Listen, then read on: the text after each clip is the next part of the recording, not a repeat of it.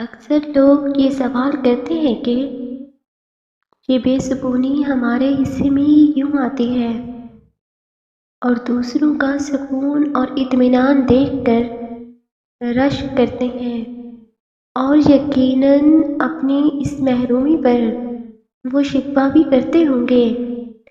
وہ دوسروں کی پرسکون زندگی اور اپنی بے چینی پر سوال اٹھاتے ہیں، اور اپنی لا حاصل دعاؤں پر خالی نظریں ڈالتے ہوں گے نا۔ تو یاد رکھو، یہ بے سکونی تمہارے لیے سزا نہیں ہے، مگر تم بہت جلد ساز ہو، تم جانتے نہیں ہو۔ کبھی وہ دیکھ کر آزماتا ہے کہ تم کتنا شکر ادا کرتے ہو، اور کبھی وہ لے کر آزماتا ہے کہ تم کتنا صبر کرتے ہو۔ تمہاری یہ بے سکونی نشانی ہے اس بات کی کہ تم اپنے اللہ کے قریب ہو رہے ہو۔ وہ اللہ تمہیں اپنے قریب دیکھنا چاہتا ہے، وہ تم سے باتیں کرنا چاہتا ہے، وہ تمہاری سننا چاہتا ہے۔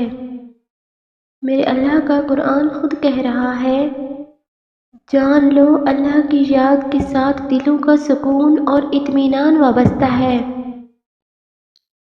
اگر تم بہت بے چین ہو اور ہر وقت کی اداسی تمہیں پریشان کیے رکھتی ہے، تو یاد رکھو کہ اللہ نے تمہاری قدر و قیمت جانی ہے، اور اس نے تمہیں بہت سارے لوگوں کے اوپر سلیکٹ کیا ہے۔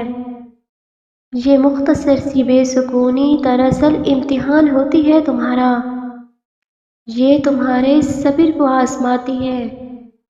یاد کرو وہ وقت جب حضرت یعقوب علیہ السلام بے سکون تھے اپنے بیٹے سے ملاقات کے لیے، اور پھر وہ کیسے نوازے گئے اللہ کے فضل سے۔ تمہاری یہ عارضی بے سکونی دراصل تیاری ہوتی ہے اللہ کی طرف سے کسی بڑے انعام کی۔ اس مختصر سے وقفے کے بعد تم کسی بڑی چیز سے نوازے جاتے ہو۔ دراصل تمہارا رب تمہیں نوازنے کی تیاری کر رہا ہوتا ہے، وہ تمہیں اس بے سکونی سے اپنے قریب لاتا ہے تاکہ تم اس سے جڑے رہو۔ وہ تم سے ملاقات کے بہانے ڈھونڈتا رہتا ہے، تمہیں بھلے اس سے ملاقات کی چاہ نہ ہو، لیکن وہ تم سے ہمہ وقت ملاقات کرنا چاہتا ہے۔ تمہاری بے سکونی تو بس ملاقات کا مختصر ذریعہ ہوتی ہے۔ وہ تمہیں چن لیتا ہے، اور تب وہ تم سے بھی زیادہ تم سے ملاقات کی چاہت رکھتا ہے، اور وہ انتظار کرتا ہے تمہارا۔ تم یاد رکھو، یہ جو اللہ نے رات بنائی ہے، یہ بھی ایک ذریعہ ہے تمہارے سکون کا، اور پھر آدھی رات کو اٹھ کر تم اپنے رب کے سامنے کھڑے ہو جاتے ہو ایک سجدے کے لیے۔ تو جانتے ہو اس سجدے کی تمہارے رب کے نزدیک کیا اہمیت ہے؟ تم تو جانتے بھی نہیں ہو کہ یہ سجدہ تمہارے لیے کتنا اہم ہے۔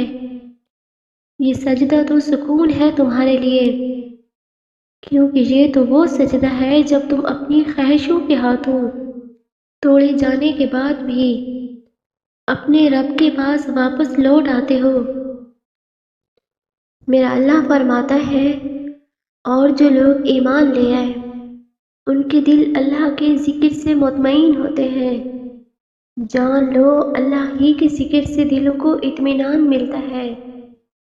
جو لوگ ایمان لے آئے اور نیک عمل کرتے رہے ان کے لیے مسرت اور عمدہ ٹھکانہ ہے۔